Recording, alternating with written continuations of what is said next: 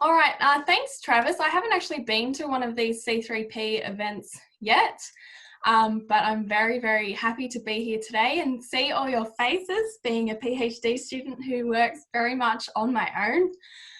It's lovely, so thank you for having me. So my name is Amy. I'm in the third year of my PhD under the supervision of an amazing interdisciplinary team with Sue, of course, Anne Collette and Chrissy Howe. And today, besides the fact that this is very much a work in progress and that I've been living in somebody else's research for the last week for another position, I won't be dealing with COVID-related interruptions as such, but I will be dealing with disruptions of logic and theories. Broadly speaking, my research investigates the different types of telefeminisms that are emerging at the intersections of contemporary television and contemporary feminism. So up on the screen is the title of my thesis, which I hope to submit in December next year. There is still time. I'm interested in how feminisms are negotiated in the contemporary digital and internet mediascape, where feminism is exceedingly popular and where television, as we all know, has become really, really complex as a cultural industry. In my thesis, I'm looking very specifically at female-centric series, feminism and transmedia engagements in this burgeoning subscription television environment. Using 4 popular case study series from different subscription services, I'm considering how changes in the television industrial and the feminist political landscapes might have affected how feminist representations, audiences, and discourses are configured and catered to. This research has really love of feminism and also a kind of, I don't want to say frustration, I'll say skepticism towards the criticism that popular feminist culture often faces from feminist academics, critics, and public intellectuals. Basically, in these arguments, popular and commercial manifestations of feminism are criticised as being automatically depoliticised, dehistoricized, and neoliberal, basically for not being real or authentic feminisms. And we can see this in the work of public intellectuals like Andy Zeisler's We Were Feminists Once, and the work of academics like Angela McRobbie, Rosalind Gill, and even some of the more recent work that's kind of attempting to problematize these arguments. Now, I do want to be clear that I don't outright disagree with these theories. I absolutely accept that popular feminist texts and audiences are problematic for a number of reasons.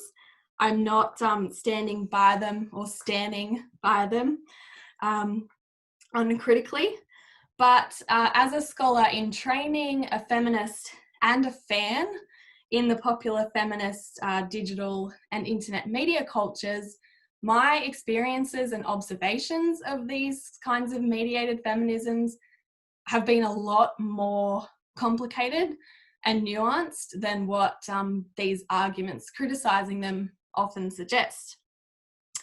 So I'm really interested in exploring the tensions and nuances between feminism, feminist text audiences, and their commercialisation in this contemporary, really kind of weird, higgledy-piggledy media environment that we're in.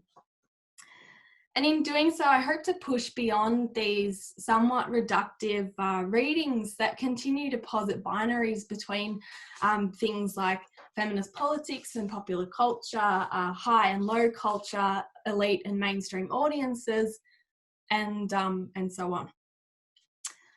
The case study that best encapsulates these nuances is Hulu's The Handmaid's Tale. Even though the television adaptation is problematic for a number of reasons, which I do address in my thesis chapter, it has activated a significant feminist political response.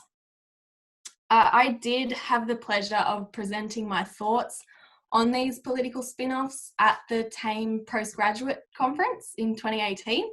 So I attest to what Travis said earlier, that it provided a platform for me to test out ideas. It was the first time I presented. And I quite naively submitted that paper, which I've written in the first 6 months of my PhD, to Science Journal, which I didn't realise quite how scary that would be at the time.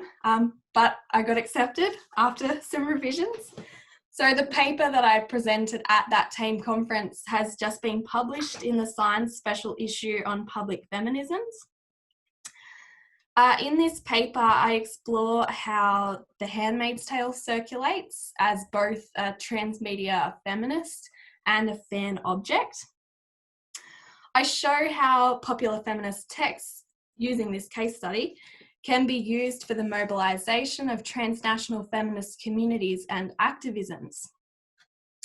So in the response to The Handmaid's Tale, grassroots feminist and fan practices converge. They do this in a number of ways, and you can read the article to look more into that, but the most well-known example is, of course, the use of the handmade cosplay in feminist protests over the last 3 years. And the most recent happened just 3 weeks ago in Poland. Among other activities, these handmaid-style protests have happened numerous times, multiple times in the places that you've seen, that you can see on your screen.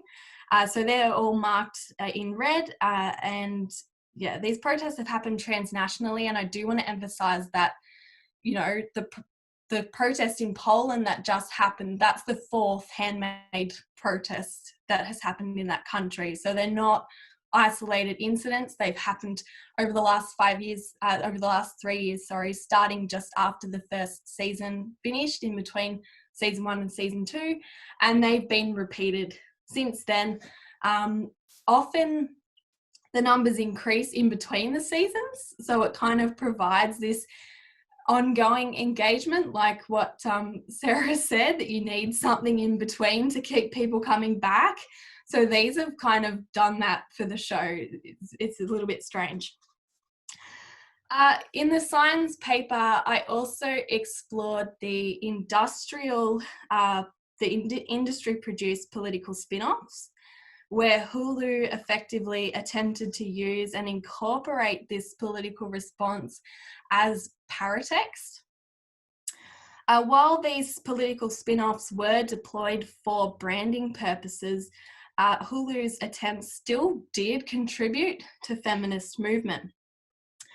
And they include things like they created the Resist Sister hashtag and a number of aligning campaigns, such as their own mock handmade protests to promote the series premieres, and the various handmade-inspired campaigns with organisations like Planned Parenthood and Equality Now, and those relationships are still ongoing. So by studying the dialogical relationship between feminist political communities, Hulu, and the various handmade political spin-offs, I show how the feminism in popular feminist culture extends beyond mere visibility and commodification. In the next stage of this research, I'm interested in using The Handmaid's Tale to look at how feminist communities function as commercial audiences and the industry attempts at commercial spin-offs. Historically, fans, and especially female or feminist fans, have been seen as antithetical and even antagonistic to commercial creative cultural industries.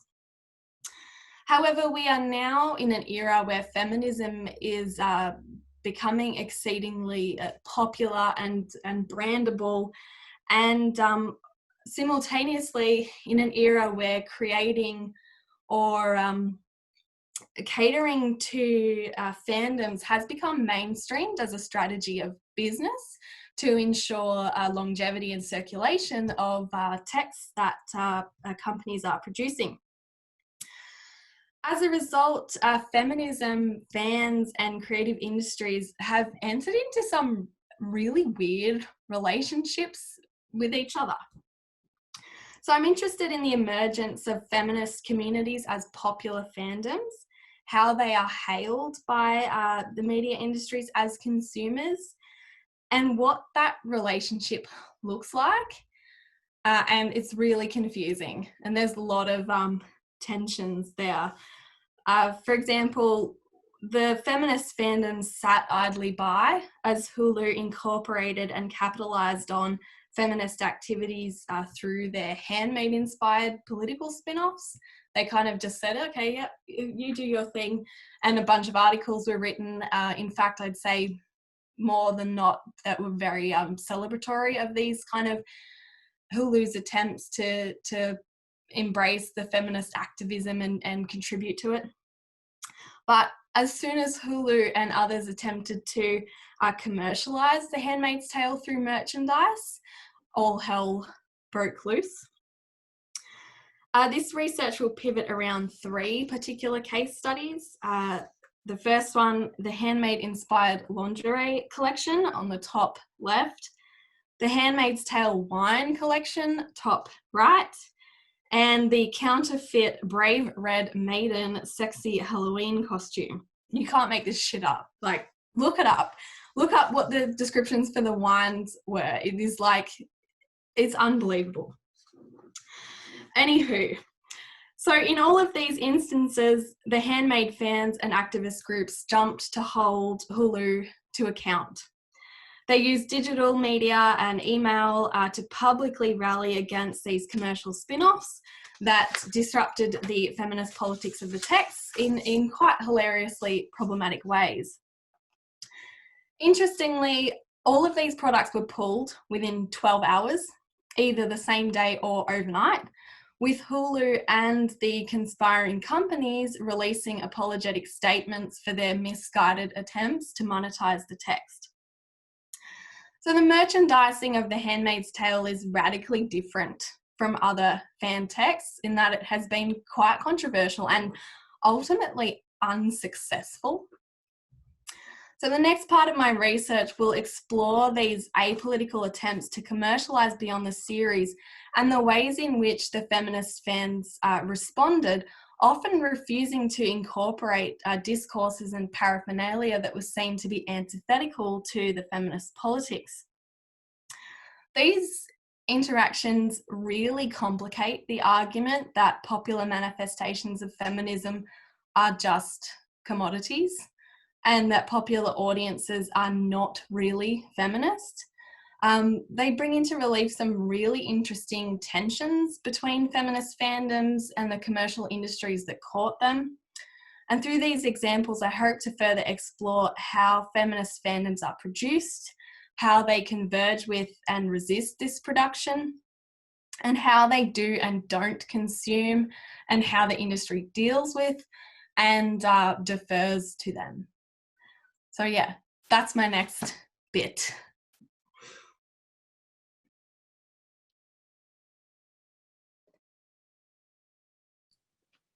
Okay. I've just unmuted myself. So, Amy, you've actually presented some new stuff there. Yeah. That I hadn't heard before. So in some ways, it's going to be probably useful to open up to everybody in the chat very soon. But yeah. I think actually it would be lovely just for you to provide a little bit more context to people about the thesis overall, because The Handmaid's Tale is one of your case studies. Mm-hmm. Would you like to offer a little bit of a comparison with The Handmaid's Tale with the other examples that you're talking about, just to give people a sense of the breadth of what you're doing? Well, the difficulty with that question is I think that there is nothing that parallels The Handmaid's Tale, because it obviously has a massive subtext, and it's leaning on I mean, Margaret Atwood's novel, which is feminist canon since the 80s, 1985. There's a whole lot of subtext there, and there is an established feminist following, an established feminist link with that text, which is why I'm ending my thesis with that as kind of this ultimate example where you can see these tensions and nuances, and there's a lot of feminist stuff, but then there's a lot of problematic stuff, and then there's a lot of commercial stuff happening there. So my thesis is kind of looking at some of the precursor texts that led up to this moment. So I'm looking at kind of, it starts with Game of Thrones as this apparently ultimate subscription television series. That's something that I set up my first case study with, but the case study is, of course, Outlander, which is a Starz text that was trying to compete with that text by harnessing these newly visible popular feminist audiences. And then I move into Jessica Jones and Netflix, Jessica Jones being simultaneously, obviously, a Disney Marvel product and a Netflix product, which ironically, even though it is attached to this big, I mean, it's Marvel, it's Disney, these big legacy companies, they couldn't find a home for the first Marvel female superhero in film or on broadcast television. They had to turn to Netflix, the streaming service, the underdog, not anymore, but back in 2014 when it was commissioned, it was seen as something quite radical of an SVOD. And then I move into looking at HBO's Westworld as a kind of radical text that simultaneously comments on actual production process, as well as catering to the feminist audience in the wake of Game of Thrones and the criticisms that they received for that. So yeah, it's big, it's a lot. It is big and it is a lot, but it's and as you know, we've had such fun kind of working through it thus far. But returning to the Handmaid's Tale, I wonder if you could just expand a little bit, because of course it's made in the US, it's launched in the US, and there's a moment of timing. I mean, is the Handmaid's Tale a very particular text in your thesis and in terms of where you're building up to in the culmination because of the timing? It's the timing of 2016, it's the timing of Trump, it's the timing of a certain kind of recognition of a global micro niche audience. Could you say a little bit more about that maybe?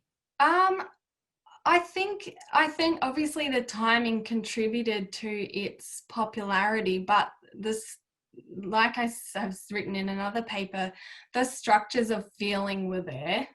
I don't think it's all about the timing. That's why I'm very much looking at what came before. It's like when people say, oh, Me Too was this watershed moment. Well, actually, no, it wasn't. You just need to go back to 2014 and have a look at the Been Raped, Never Reported hashtag campaign, and then all the others that led up to that moment. It was there in the water. So yeah, I think the timing is important, and I guess what's interesting about the timing is that at the same time as we can have these kind of resistance feminist text win an Emmy, we can have Donald Trump as the president. There's a book by Sarah Banet-Weiser, it's called Empowered Popular Feminism and Popular Misogyny, and how this mediascape, this kind of grassroots participatory mediascape has enabled both popular feminists and other audiences and users. So yeah, it's very interesting when you do start contextualizing it. Right. Right. And let's come back to your larger kind of issue. And I'll make this my last question because there's quite a few questions appearing in the chat, and I want to give people a chance to give you a chance to respond to those. But you're really focusing down on, and you're trying in some ways, I think, to come to terms with, can television be popular and feminist and commercially successful and politically okay? Can all those things be held in a balance? Do they need to be held in a balance? And I guess that's my question, is why can't they be? Why can't everything coexist? You know, why can't we just embrace the fact that it is all those things at the same time? I think there are issues. I think people have issues with that because obviously buying these products, Hulu is owned by Disney, is owned by, you know, these massive legacy companies that are the problem in so many ways. They're not paying their taxes. They're not, you know, we're just contributing to these economic structures where at the end of the day it is, feminism is a class issue. It's a race issue. It is a, you know, these structures, these hierarchies contribute to oppression. So I guess that is the argument there, and that's perhaps where web series come in. But then, you know, what's the alternative? We have popular culture that people aren't paid to make. It's very, it's sticky. So I'm trying really hard. I'll show you with, one sec. Okay. I anticipated this question. I'm just going to screen share with you for a sec. There we go. All right. So basically, the way that people approach this is they either say, yes, it can coexist, or absolutely no, it can't. And the affirmative is the Feminist article, which is something that Charlotte Brunson came up with, where she says, this is the article that says, okay, yep, this text and its audiences are problematic, but because it does this, this, and this, tick, it's feminist. And then there's the Faux feminist article. I've come up with that, but that's basically from a quote of Angela McRobbie's. And that's the opposite, where people say, oh yes, look, okay, this text is very problematic, and because it does this, this, and this, cross, not feminist, can't coexist. So I don't know. I don't think there's an answer to that question. I think I'm really trying to, Donna Haraway published a book in 2016, Staying with the Trouble. So I'm trying to stick with the trouble and kind of get rid of these binaries, get rid of these spectrums where, you know, celebrity is on one end and feminist is on the other, and money is on one end and feminist is on the other, because this is the environment that we're in. Yes. And I would just add to that before we throw back to Travis, that in some ways, and of course this is me speaking from an audience research perspective and from a fandom perspective, Aaron, is that the text itself, in a sense, becomes almost irrelevant. It's how it's mobilized. It's how it's taken up. Yeah. You know, it's like that point of interaction. It's that point of interaction. Yeah. And to use a very, very old, you know, example, I was brought up on the famous Five, which, of course, Enid Blyton, politically totally incorrect, all that kind of thing. But the character of George mobilized my own resistance to femininity at a certain point. So terribly important. And I know hundreds of women my age for whom George was an iconic character. So even though you might condemn the books, the way in which they might resonate, or the television series, the way in which they might be picked up and held on to. And Screen Illawarra last week, we were having this wonderful seminar with the woman from Orange is the New Black. Sorry, name just dropped out there for a second. Yale Stone. And and one of our students popped up and explained how Orange is the New Black, no matter what else you made of it, was so important to her in coming out as queer. So the text itself can be criticized to the ends of the earth, but how it is mobilized, that's the important thing for me. So Travis, let's move to the questions. I haven't been able to keep track of those because I've been too caught up with the argument. So maybe you could steer us through those? Yeah, so thank you, Amy and Sue. That there are many questions in the chat and lots of discussion. I think Aaron asked an interesting question that Kath and Chris have kind of dropped in on a little bit. Aaron, do you want to unmute yourself and maybe ask that question? And I think you're sort of hinting at expanding on it a little bit. Yeah, thanks, Travis, and thanks, project. And I think for me, it first struck me when you aligned the protests of Handmaids as cosplay, and that immediately kind of jolted me. I was like, is that cosplay? Like, I don't know much about cosplay, but I kind of figured that there was a different paradigm between, you know, dressing up in a fandom kind of celebratory way. No, can I talk on that? So it was actually inspired by a cosplay publicity stunt. So there is a direct relation to it there. It was the Narelle pro-choice activist, the first protest. She was at the South, she's in media production.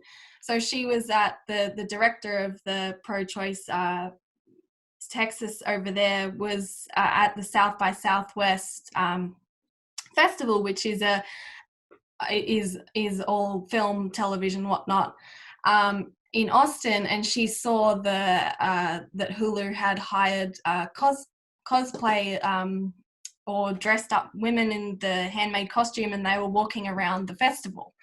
So it was taken up from the context of cosplay, and then they're actually fans of the series of the book, and then later the series, and they actually run these like cosplay workshops where they all get together and make their costumes.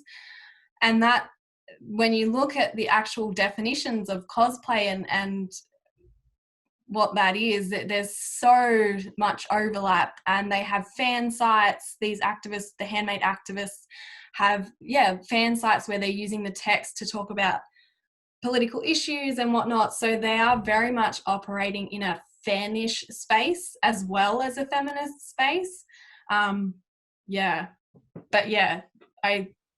I've received a lot of comments about that.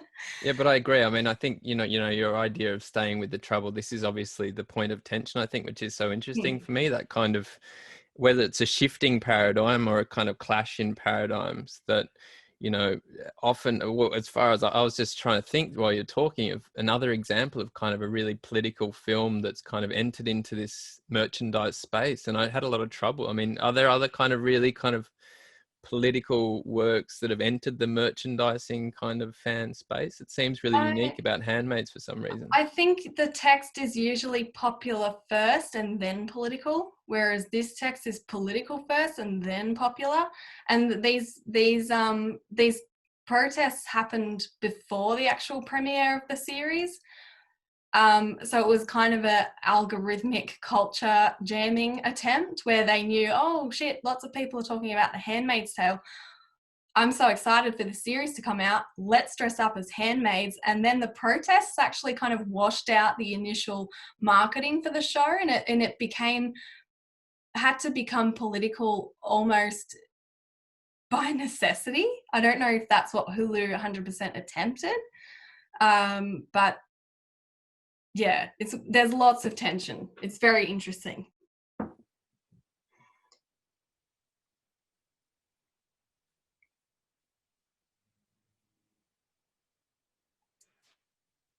Okay, is there, there's so much going on in the chat here, multiple threads. Copy that. Are there any questions here that you want to, that stand out at you, that you want to, we've only got a couple of minutes left, yep. So. Chris, yes, that is the book, Empowered, Sarah Banet-Weiser. Okay, I'll answer Margaret Hamilton's question. It was directed by a man. Directed is the wrong word. The showrunner, co-creator, whatever, what are they? Executive producer and head creator is a showrunner. They're like at the helm of television. Yes, Bruce Miller is a man. But what's really interesting about the marketing for the show, in the authorship of the show, his name gets taken out of it so many times. And whenever he is present in interviews, he constantly foregrounds Margaret Atwood and the female writers, the female directors, and how he wanted to helm the show, but he didn't want to do it himself, being very aware that he's potentially not the right person. So he's actually in the writer's room. He and one other guy are outnumbered by 9 women. So there's 11 writers, and they constantly are hiring female writers, female directors. It's one of the shows that, is really, really, really skewed female in its production. So yes, directed by a man, possibly a man who is a feminist. So yeah, and he definitely kind of brands himself in that way. And yeah, the authorship, the branding of the show and the authorship of the show is really interesting in that respect. It's one of the few examples where the male showrunner takes the back seat and they emphasize the female authorship. I'd love to have a chat with you at some point about it, because I'm probably one of those old feminists that had enormous difficulty with that show on a variety of levels, even though there's extraordinary issues that I think the show picks up on, but the way in which then, you know, they work through particularly notions of female identity. Really interesting. You know, generationally, I can see quite a.